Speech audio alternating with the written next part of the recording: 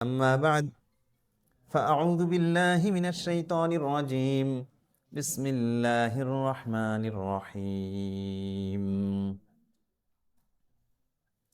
إنما المؤمنون إخوة فأصلحوا بين أخويكم واتقوا الله لعلكم ترحمون يا أيها الذين آمنوا لا يسخر قوم من قوم عسى أن يكونوا خيرا منهم ولا نساء من نساء عسى أن يكن خيرا منهن ولا تلمزوا أنفسكم ولا تنابزوا بالألقاب بئس الاسم الفسوق بعد الإيمان ومن لم يتب فأولئك هم الظالمون صدق الله مولانا العظيم وصدق رسوله النبي الكريم ونحن على ذلك من الشاهدين والشاكرين والحمد لله رب العالمين محترم معزز মুকররম মুসল্লিয়ান একরাম, বিরাদরান ইসলাম, পর্দার আড়ালের মা বোনেরা, ছোট্ট সোনামণিরা এবং আমার সামনে উপবিষ্ট কোরিয়ার বিভিন্ন স্থান থেকে আগত প্রিয় মুসল্লিয়ান একরাম, সবাইকে শুভেচ্ছা ও সালাম জানিয়ে আমাদের আজকের তাফসিরুল কোরআন মাহফিল শুরু করছি। শুরুতেই মহান রব্বে করিমের দরবারে লাখ কোটি শুকরিয়া। আল্লাহ রব্বুল ইজ্জত বড়ই প্যার মহাব্বত করে আপনাকে আমাকে তার পবিত্র ঘরে আসার তৌফিক দিয়েছেন। তারপর কোরআনে কারিমের তাফসিরের এবং কোরআনের দার্সে আমাদেরকে বসার তৌফিক দিয়েছেন। অন্তরের অন্তঃস্থল থেকে শুকরিয়াতান বলি আলহামদুলিল্লাহ। প্রিয় হাজিরিন, আমরা প্রত্যেক সপ্তাহে তাফসির করি আলহামদুলিল্লাহ। এটা আমাদের জন্য সৌভাগ্যের যে কোরিয়ার মতো একটা জায়গায়, অমুসলিম দেশে আমরা প্রত্যেক সপ্তাহে কোরআনের পরশে আমরা আসছি। যদিও আমাদের মাসের শেষ সপ্তাহটা, শেষ শনিবারে আমরা প্রশ্নোত্তর পর্ব রাখি। আজকে যেহেতু শেষ শনিবার, তো সেই হিসাবে আজকে প্রশ্নোত্তর পর্ব, কিছুটা তাফসির করব আর প্রশ্নোত্তর পর্বে যাব। যার মনে যে প্রশ্ন আছে আপনারা লিখে দিতে পারেন। কামরুল ভাইয়ের কাছে কাগজ আছে, কলম আছে, প্রশ্ন করবেন। আর সোয়ালু নিসফুল ইলম, বলা হয় যে প্রশ্ন হচ্ছে ইলমের অর্ধেক, জ্ঞানের অর্ধেক। প্রশ্নের প্রেক্ষিতে যখন উত্তর দেওয়া হয়, কোনো ইলম আসে, তখন সেটা অন্তরে বেশি গ্রথিত হয়।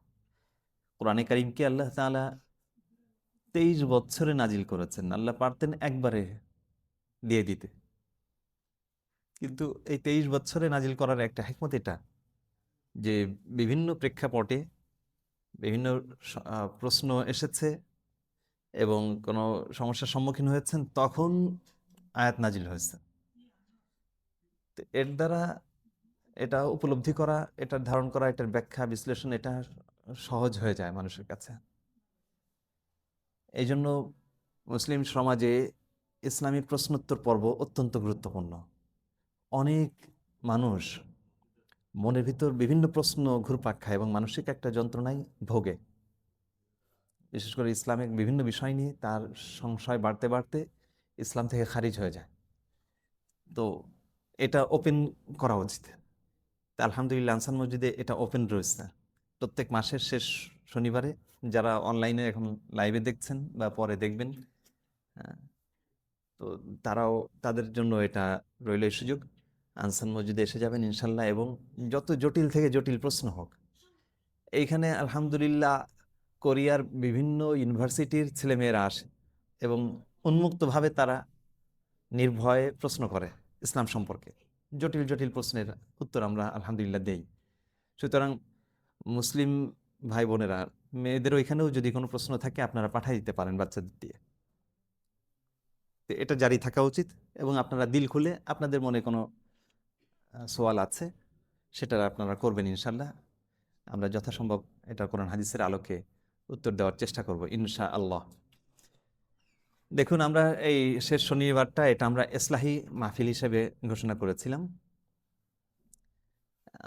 তো ইসলাহি মাহফিল এর জন্য আলাদা যে কেন দীর্ঘ সময় আলোচনা হবে তা না, কিন্তু আমাদের একটা টার্গেট ছিল যে অন্তত আপনারা মাসে একটা একটা দিন মসজিদে সময় কাটান, সেটা যেখানে হোক। এটা আমরা এখনো বলতে চাই।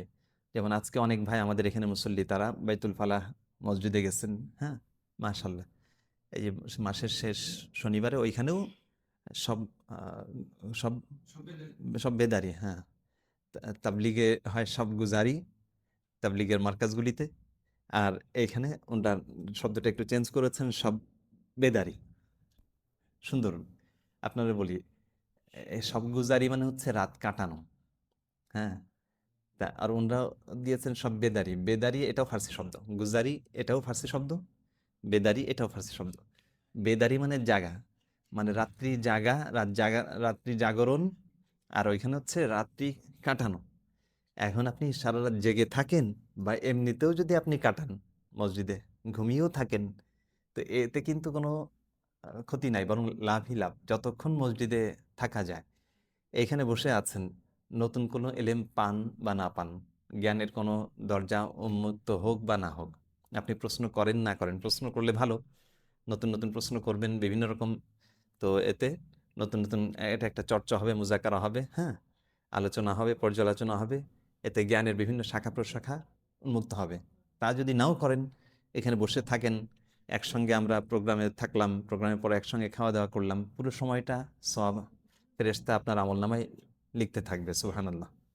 তো এটা একটা আহ, বড় অর্জন হয়ে গেল, অ্যাচিভমেন্ট হয়ে গেল। আসলেন টাকা উপার্জন করতে করিয়ায়। আর এই যে মসজিদে সময় দিয়ে আপনার আমল নামাও আলহামদুলিল্লাহ আপনার কি হচ্ছে, আপনার নেক আমল এর পাল্লা ভারী হচ্ছে।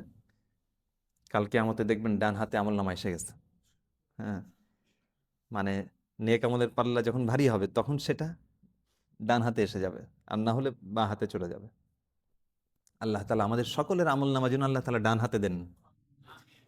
তো সেই চেষ্টা করে যাব ইনশাআল্লাহ, যত বেশি নেক আমল বাড়ানো যায়, পাল্লায় যেন মিজানের পাল্লায় যেন সেটা ভারী হয়ে যায়। আচ্ছা, তো ইসলাহি মাহফিল আমরা এইখানে থাকি, কিছু সময় থাকলে মন যদি ফ্রেশ থাকে, হুম, খোলা মনে যদি আমরা বসি মসজিদের পরিবেশে, দিনী মাহফিলে, সে তাফসির হোক বা যে কোনো দিনী আলোচনা হোক, তো মনের ভিতর পরিবর্তন হবেই, ইসলাহ এবং সংশোধন সেটা হবেই।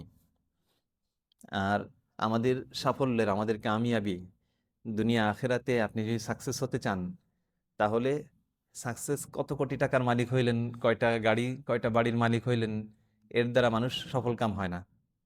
মূলত আপনার মন মানসিকতা কতটুকু উন্নত হইল, কতটুকু বড় মনের হইলেন। আপনি দেখেন পেয়ারে হাবিব সাল্লাহ আলাইসাল্লাম, দো জাহানের বাদশাহ। হ্যাঁ, 3 মাস, হযরত আয়েশা বলছেন যে এক চাঁদ চলে যায়। হ্যাঁ, ঘরে চুলা জ্বলে না।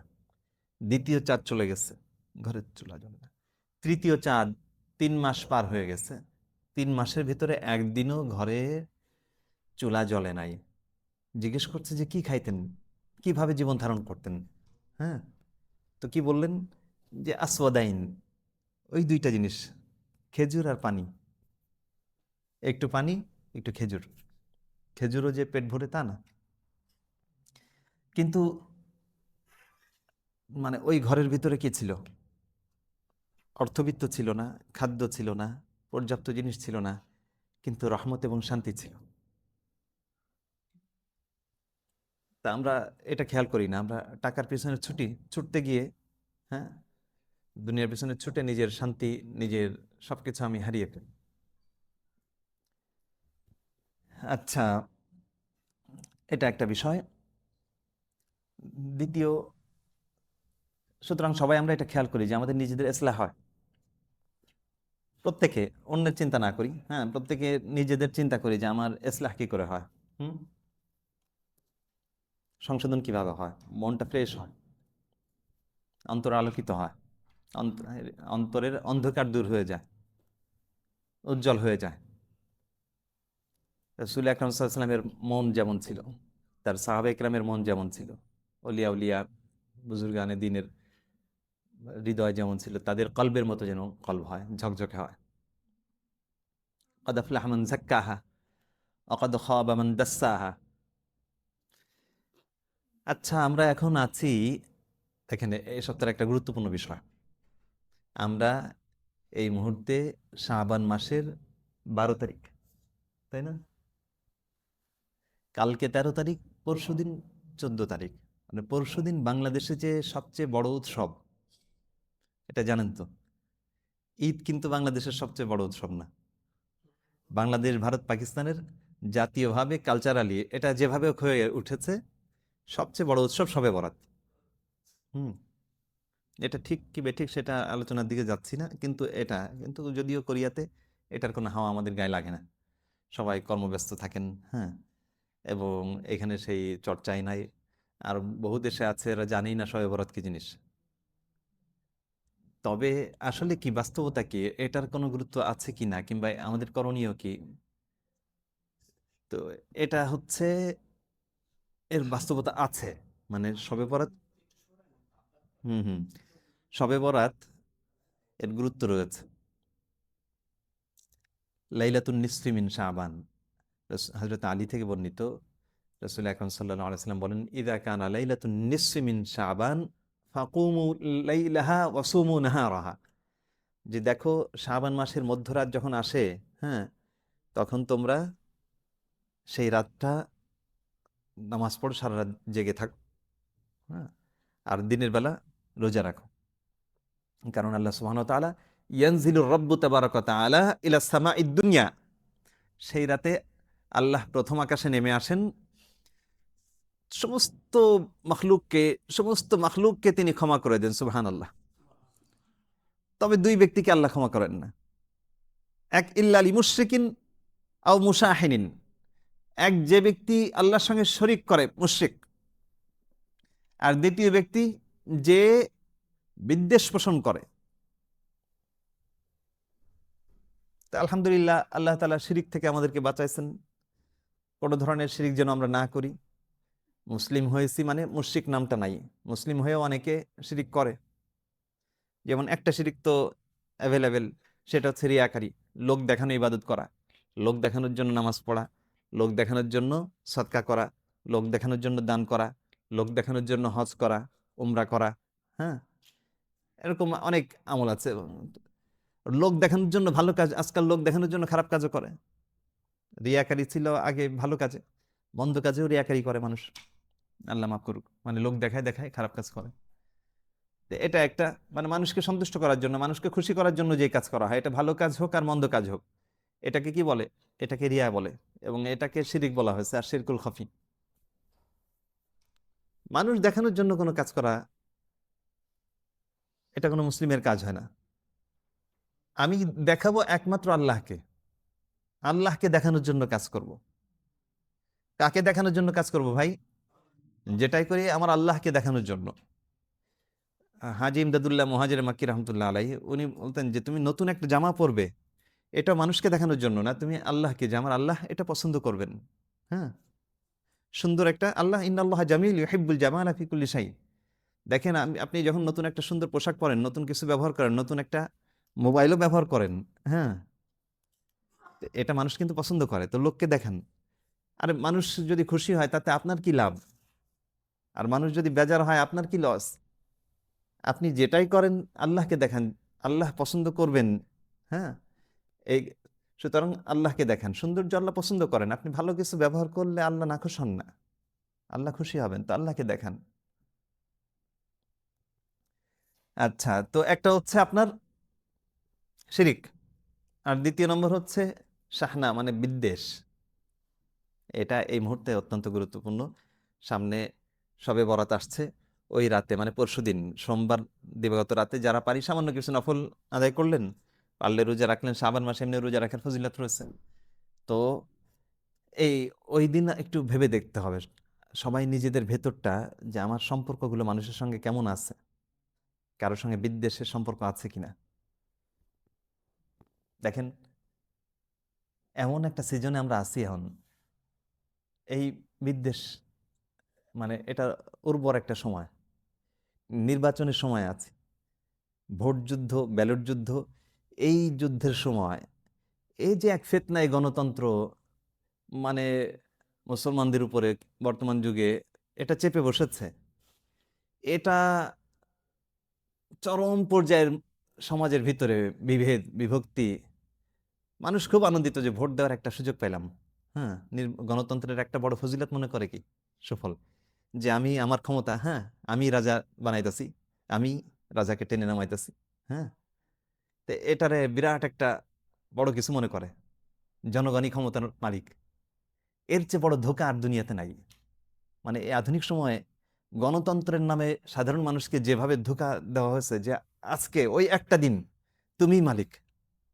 হুম, মানে এর চেয়ে ভুয়া স্লোগান আর কিছুই নাই। জনগণ, সাধারণ মানুষের মানে সামান্যতম মানে এই ধোঁকাটা দিয়ে তাকে তার উপর শাসন করছে, শোষণ করছে, জুলুম করছে। আর গণতন্ত্রের প্রতি এখন মানুষের এমন আস্থা বেড়ে গেছে যে এর ছাড়া আসলে বিকল্প কিছু নাই, এমন চিন্তা করে। যাই হোক, তো এই ভোট যুদ্ধের নামে, ব্যালট যুদ্ধের নামে চরমভাবে সমাজের ভিতরে একটা বিভক্তি এবং বিদ্বেষ আর দুশ্মনী আর শত্রুতা আমাদের সমাজে, এবং পুরো জাতি আল্লাহর রহমত থেকে বঞ্চিত হয়। যার কারণে এটা হাদিসের কথা যে সবাইকে ক্ষমা করে দেওয়া হবে, তবে যারা বিদ্বেষ পোষণ করে অন্তর, হ্যাঁ, বিদ্বিষ্ট আর শাহানা, এরা ক্ষমা পায় না। এই বর্তমান যুগে যত দল করেন না আপনারা, হ্যাঁ, অন্ধ দল দাস যারা আছেন, এই সবাই এই হাদিসের আওতায় আসবেন। কারণ আপনাদের সবার মনের ভিতরে বিদ্বেষ আছে। এই পুরো বাংলাদেশি জাতির কথা বলতেছি আমি। খুব কম মানুষ আছে যে এই সমস্ত বিষয় থেকে বের হয়ে আসে। আপনার ভোট দেওয়ারটা ভোট দিয়ে দেন, আপনার দায়িত্ব শেষ। হ্যাঁ, তা আপনি এই নিয়ে এমনভাবে হাঙ্গামা আর বিদ্বেষের ভিতর জড়ায় পড়েন, মানে পুরো মাথা নষ্ট, চরম পর্যায়ে হয়ে যায়। এক দল আরেক দলটা মুনাফিক বলে, সে তার মুনাফিক বলে, সে তার এই গালি দেয়, এই চলতেই থাকে। দেখেন আপনি নির্বাচনে যারা দাঁড়াচ্ছে, হ্যাঁ, সবাই তার বিপরীত পক্ষকে কিভাবে ঘায়েল করা যায়, সে আলেম হোক, হ্যাঁ, আর সাধারণ মানুষ হোক। মানে এই হচ্ছে নীতি গণতন্ত্রের, হচ্ছে এটাই। এছাড়া আপনি টিকতে পারবেন না। আপনি ভদ্র মানুষ, আপনি নির্বাচনে দাঁড়ায় নির্বাচন করে আপনার কোনো লাভ নাই, ভদ্রলোকের কাজ না। একটু আগে ইমরান ভাই বলছিল নাসিরুদ্দিন পাটোয়ারির প্রশংসা করে, হ্যাঁ, ওই নাসিরুদ্দিন পাটোয়ারি হওয়া লাগবে। আপনি ভোট যুদ্ধে নামতে হলে সব এই খাসলাত না হলে আপনি পারবেন না। আচ্ছা, যাই হোক, এখন আল্লাহ তাআলা হেফাজত করুক। এটা খুবই দুঃখজনক আসলে। পুরো মানুষের মেজাজ, মানুষের স্বভাব চরিত্র পুরো ধ্বংস করে দিয়েছে, নষ্ট করে দিয়েছে। আধুনিক যুগের এরকম বেশ কিছু বিষয় আছে যেটাকে মানুষ আধুনিকতা মনে করছে, অথচ এটারে তার টেনে পেছনে নামায় ফেলেছে, পুরো জাতিগতভাবে মানুষকে অসুস্থ বানায় ফেলেছে। আচ্ছা, যাই হোক, এই সমস্ত বিষয় থেকে বাঁচার উপায় কি? মনকে কিভাবে ফ্রেশ করবেন? হ্যাঁ, এটা একটা কোটি টাকার প্রশ্ন আব্দুর রহিম ভাই, যে কিভাবে আমার মনকে ফ্রেশ করব। সেই সাহাবা একরামের মতো বা আল্লাহর অলিদের মতো, রসুল আকরাম সাল্লাল্লাহু আলাইহি ওয়াসাল্লামের মতো মন আমি করতে হলে আমাকে কি করতে হবে বলবো? আমল করতে হবে, শুধু শুনলে হবে না। একটা সুন্দর টোটকা আছে, সেটা হচ্ছে আপনার মন তাতে একদম ফ্রেশ হয়ে যাবে। বাস্তব এই চিকিৎসা, সেটা হচ্ছে আপনি যখন কোরআনের আয়াতে বলা হয়েছে মান আহসানু কাওলাম মিম্মান দাআ ইলাল্লাহ, দেখেন মুসলমানরা পরস্পর পরস্পর হাঙ্গামা না করে, এক বিরাট ক্ষেত্র আপনার সামনে পড়ে আছে, দিন বিমুখ, ইসলাম বিমুখ মানব, তাদের দিকে আপনি আকৃষ্ট হন, তাদেরকে আপনি ইসলামের দিকে আকৃষ্ট করেন, আল্লাহর দাওয়াত তাদের কাছে পৌঁছান, আল্লাহর কথা, আল্লাহর বাণী তাদের কাছে পৌঁছান, এই কাজে নিজেকে আত্মনিয়োগ করেন, আপনার মন অনেক বেশি স্বচ্ছ এবং পবিত্র হয়ে যাবে। এবং আল্লাহ তাআলা ঘোষণা করছেন ওয়ামান আহসানু কাওলাম মিম্মান দাআ ইলাল্লাহ, যে ওই ব্যক্তির চাইতে উত্তম কথা, মানে, এবং কথা তো এমনি বের হয় না, মন থেকেই আসে। মনও সুন্দর হবে, আপনার কথাও সুন্দর হবে, পবিত্র হবে, ঝগড়াঝাটি আপনি যাবেন না। মানে আহসানু কাওলাম মিম্মান দাআ ইলাল্লাহ, যে আল্লাহর দিকে মানুষকে দাওয়াত দেয়, দিনই দাওয়াতের কাজ করেন, আপনি যে দলই করেন, এই কাজটার দিকে মানুষের মনোযোগ শেষ হয়ে গেছে, মানুষ সেই দিকে নাই। আর এই বিষয়টা প্রসঙ্গত আসলো যে কালকে আমাদের দাওয়াতি প্রোগ্রাম আছে। আমরা মাসের শেষ শনিবার, এর পরে রবিবারে আমরা এই আমলটা করি আলহামদুলিল্লাহ। আসরের পরে আনসান মসজিদের সামনে আমরা দাঁড়াবো, দূরে যাবো না, শীতের সময় দূরে আপনাদের কষ্ট হবে। তো সবার দাওয়াত রইল। অনেকেই করেন রমজানের আগে, এটা শেষ আমাদের স্ট্রিট দাওয়া অনুষ্ঠান, আপনার সবাই দাওয়াত রইল ইনশাল্লাহ, সবাই শরিক হবেন। এটাই না, আসলে বিভিন্নভাবে যদি এটা একটা আপনার ধুন, এটা যদি আপনার ধ্যান হয় যে আমি মানুষকে ইসলামের কথা বলবো, ইসলামের দিকে মানুষকে ডাকবো, নামাজের দিকে ডাকবো, কালিমার দিকে ডাকবো, হ্যাঁ, তো দেখবেন আপনার মন পবিত্র হবে এবং মনের ভিতর স্বচ্ছতা আসবে, এই হিংসা বিদ্বেষ দূর হবে।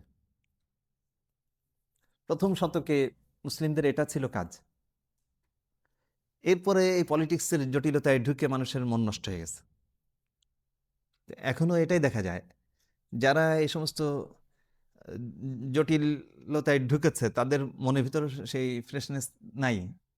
আর যারা ব্যাস আল্লাহর দিকে ডাকতে যায়, হ্যাঁ, মানুষকে আল্লাহর দিকে ডাকে, এখন ওই যে দেখেন যারা তাবলীগের কাজ করতো ওইখানেও একই অবস্থা, নানান পলিটিক্স সেখানে ঢুকেছে, হ্যাঁ, নিজেরা নিজের হাঙ্গামা, তো একজন আরেকজনের বিরুদ্ধে বলা, ওইখানে গ্রুপিং হয়েছে জানেন কিনা, হ্যাঁ, তো ওইখানে এটাই হয়ে গেছে তাদের কাজ, যে সে তারে কাউন্টার, এই,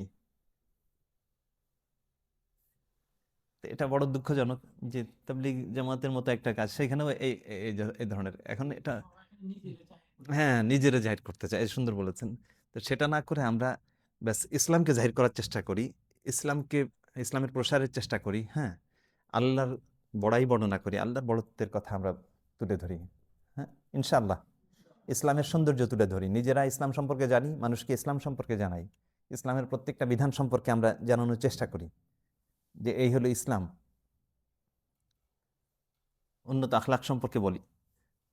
রসুল আকরাম সাল্লাল্লাহু আলাইহি ওয়াসাল্লাম কি বলেন দেখেন, যে আলা উখবিরুকুম বিআফদালা মিন সিয়ামিন ওয়া সলাতিন ওয়া সাদাকাতিন, আমি কি তোমাদেরকে বলবো না নামাজ, রোজা, সদকা এইগুলির চাইতে উত্তম একটা আমলের কথা? তো সবাই অবাক হয়ে গেল যে নামাজের চাইতে উত্তম, সিয়ামের চাইতে উত্তম, সদকা দান খায়রাতের চাইতে উত্তম, সেটা কি? বললেন দেখো, এটা হচ্ছে ইসলাহু যাতিল বাইন, পারস্পরিক সম্পর্ককে সুন্দর রাখা,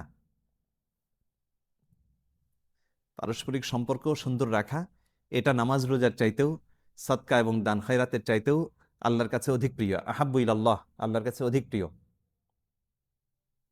আর এরপরে বললেন যে ওয়াশাহনা হিয়াল হালিকা, আর পরস্পর হিংসা বিদ্বেষ, ফাসাদু জাতিল বাইন, পরস্পর হিংসা বিদ্বেষ এবং সম্পর্ক নষ্ট করা, এটা হচ্ছে আল হালিকা, দিনকে ধ্বংস করে দেয়, এমনকি মানে আস্তে আস্তে এইগুলি করে ইসলাম থেকে পুরো খারিজ হয়ে যায়। আপনারা এই নির্বাচন করতে গিয়ে, ভোট দিতে গিয়ে, হ্যাঁ, দল করতে গিয়ে ইসলাম থেকে খারিজ হয়ে যাচ্ছেন, আল্লাহ রসুলের বাণী।